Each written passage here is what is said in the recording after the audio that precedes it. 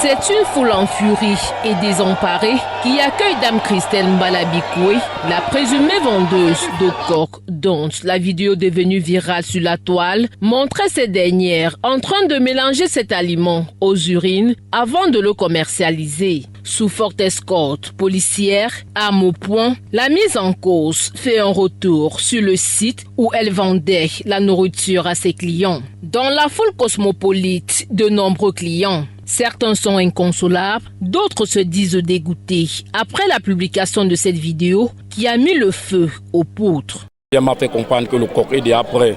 Elle dit que bon, ok, c'est moi alors donc le coq était la première personne à qui elle avait servi le coq. Bon, j'ai fini de manger, le coq est même encore resté. J'ai demandé d'ajouter encore le manioc, elle a ajouté. J'ai fini de manger, je suis parti me coucher. Je suis encore ressorti. Elle m'a dit que mais le coq là, c'est la magie, les gens ne font que seulement discuter là. Et là, je l'ai encore dit que réserve-moi encore un plat pour la soirée. J'ai été surprise quand avoir cassé son comptoir, on a trouvé des bouteilles et des caca sous le comptoir, sans savoir d'autres trucs qu'elle mettait dans ces repas-là. Donc c'est ça qui me cœure. Elle était comme un ange. Je ne pouvais pas imaginer ça. Très douce, très calme. Donc c'est tout cela qui me fait couler les larmes. Mon Seigneur l'a exposé, je l'avais bien dit le jour-là que je suis une chrétienne. Comme ma fille, et je la prenais déjà comme ma fille. Ce 18 février 2025, l'heure est à la reconstitution des faits. Une espèce de mise en scène qui permet à la mise en cause de révéler son mode opératoire. Voici ce qui reste de son tourneau, car l'endroit a été saccagé. Des sources policières, la mise en cause, après son forfait, se serait réfugiée dans un village dans l'arrondissement de Mvengue, région du Sud. Grâce à la perspicacité des fins limiers de la sûreté nationale, une embuscade est tendue à son compagnon qui permet de mettre la main sur la concernée. Nos investigations faites à la suite de l'enquête qui a été ouverte ont permis que nous interpellions d'abord le mari le vendredi 14 février en lui tendant une embuscade. On lui a promis de l'amour, ça on doit vous dire. On l'a fait draguer par une petite en lui promettant une belle soirée de la Saint-Valentin pour qu'il s'amène vers nous.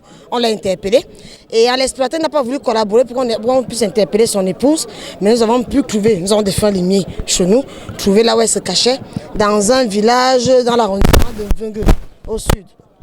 Nous y sommes allés avec les collaborateurs dans la nuit et elle a été interpellée et conduite ici dans la ville de Yaoundé où on l'a auditionnée. Selon certaines informations, la mise en cause justifierait son acte par sa volonté de se venger contre son compagnon qui ne voulait plus rationner, argument battu en prêche. C'est pas logique et ça ne tient pas. Nous sommes des femmes, il y a des femmes parmi vous. Quand on veut énerver nos maris, quand nous voulons susciter, je sais pas, le courroux, l'attention de nos maris, c'est pas en allant empoisonner toute une marmite que même nos enfants peuvent consommer, que nous allons leur montrer la colère, ce qui est très faux. Pour accroître la capitale, il faut parler de la partie de sorcellerie. On vous appelle l'altération des denrées alimentaires. Il y en a, on pourrait même pousser même loin. En parlant même de maladies contagieuses, on ne sait jamais ce que ça peut être. Si elle souffre d'une maladie contagieuse, elle peut contaminer d'autres personnes. Son interpellation et sa traduction devant les tribunaux est une sérieuse mise en garde contre d'autres acteurs qui se livrent à ces pratiques. C'est le moment pour moi de rassurer les populations. Nous sommes à l'œuvre. Le chef de corps met tous les moyens pour que la police travaille de nuit et jour. Vous aimez souvent dire que la police est toujours en retard. Le malfait ne nous dit pas quand il va commettre son forfait. Mais il doit savoir que nous veillons et que nous allons les poursuivre dans le dernier retranchement. Elle a pensé que se cacher en Mvengue, on ne pouvait pas y arriver. On est arrivé. Et je dis à tous les autres qui continuent à mettre la vie des Camerounais en danger, la paix des citoyens en danger, que nous allons les poursuivre jusqu'à leur dernier retranchement. Nous avons les moyens, nous avons l'engagement pour ce faire et la volonté de bien accomplir nos missions. La présumée mise en cause et son époux séjournent dans les cellules du commissariat central numéro 4 d'Ekounou en attendant d'être présentés au procureur de la République.